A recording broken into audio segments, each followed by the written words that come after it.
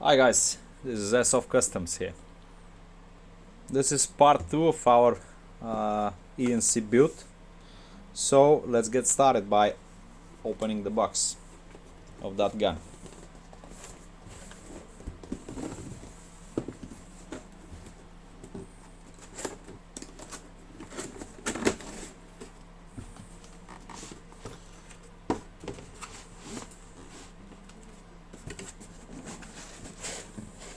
Today what we are going to do, it's actually opening the gun, taking out the parts that we will need, like small springs, anti-reversal latch, what else, the pins, and pretty much that's all. Some small parts that we will need. So we will open the gun and we will take out what we need and we will start building it.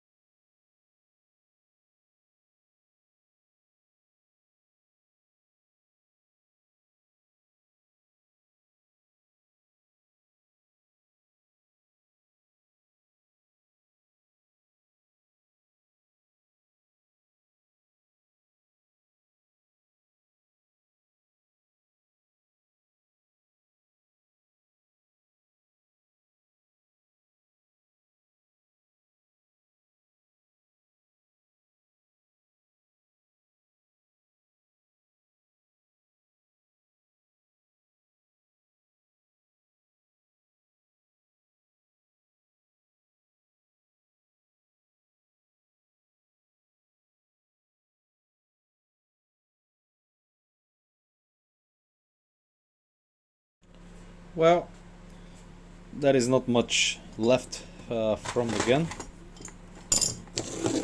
Practically what we are going to use is actually we'll try to fit that mechanism of the bolt imitation. From the entire gun we need a selector plate, an anti-reversal latch, and the spring of it.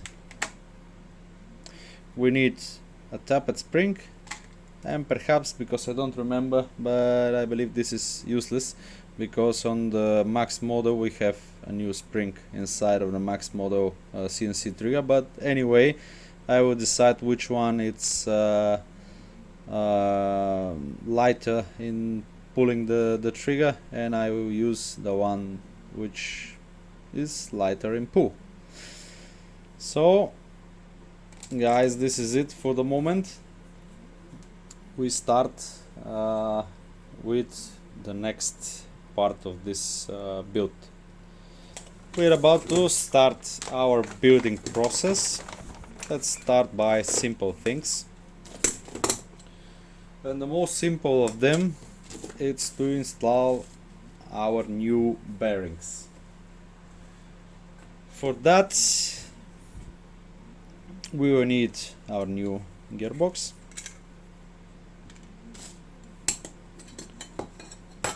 and those pretty nice looking bearings.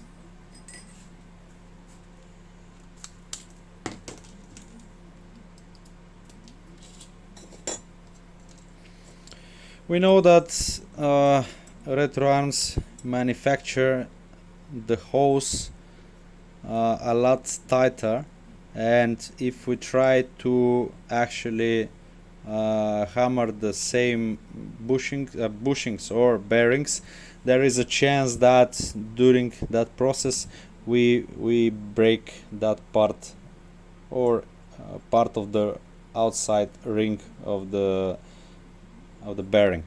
So to avoid that, we are simply taking out some of the material here on the hose for the bushings and for the bearings, but we take a small amount. We actually take out the anodized layer, and then what we use, it is a professional Loctite, which is the 638.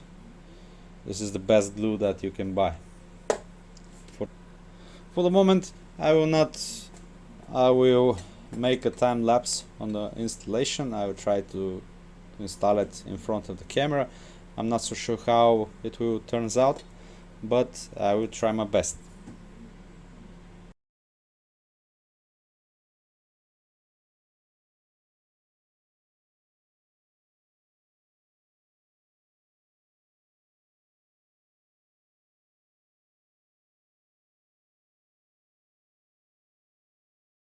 Okay, now that we had made a space for our bearings to enter inside of the hose, they do not move. Bear in mind that we just take out the anodized layer gently by using a 100 grit, but you can use definitely bigger than this one. I mean 180, 200 something, just to be sure that you not screw the hose. I'm using that because I already made several let's say tens of those gearboxes, so definitely know what I'm doing.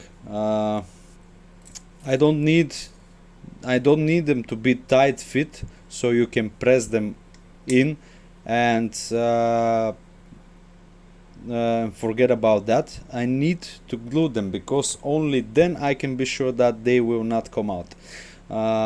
In the past I made many gearboxes on which the fitting was super tight, but later when the gun is running and shooting and the customer it's giving it hard, it tends to take it tends to run out from the bed that they have. I mean, from the machined bed that they had. So the most important thing is to glue all of that, and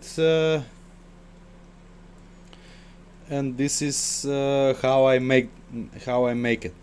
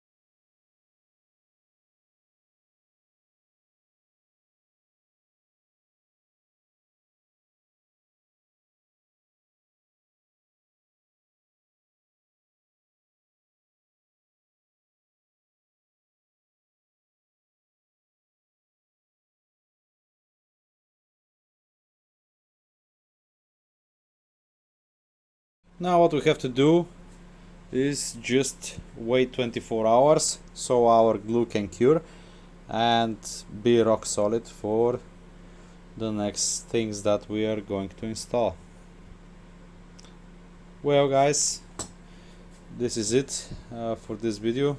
We will continue later once we can work on the gearbox and on the next parts like motor and new custom motor tower.